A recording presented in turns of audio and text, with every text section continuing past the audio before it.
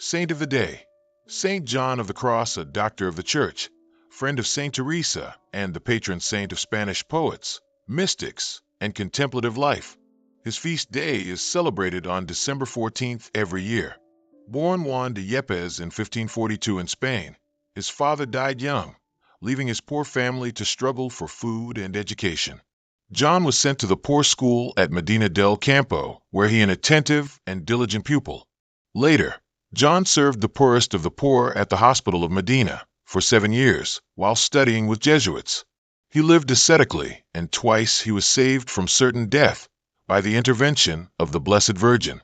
His path radically changed upon meeting Saint Teresa of Avila.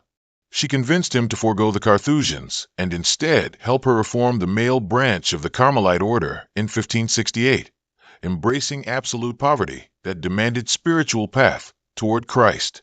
Because of his reforms, he was captured by his own fellow monks and held prisoner in a tiny, dark cell for 9 months.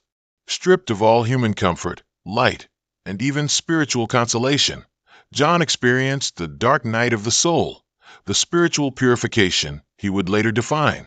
In this suffering, his seeking of Christ reached its deepest point, composing his most famous mystical poetry, including the spiritual canticle. After his life in prison, he continued his work, teaching others how to find God through prayer and silence. He died in 1591 after a severe illness, and the Church recognized his holiness by canonizing him in 1726. Pope Pius XI proclaimed Saint John of the Cross a Doctor of the Church in 1926. This title is given to saints whose writings and teachings have been particularly influential in the development of the Church's theology. If anyone would come after me, let him deny himself and take up his cross daily and follow me. Luke 9 verse 23. The greatest light is found only after accepting the profound darkness and purification of the soul, leading to radical detachment and perfect love.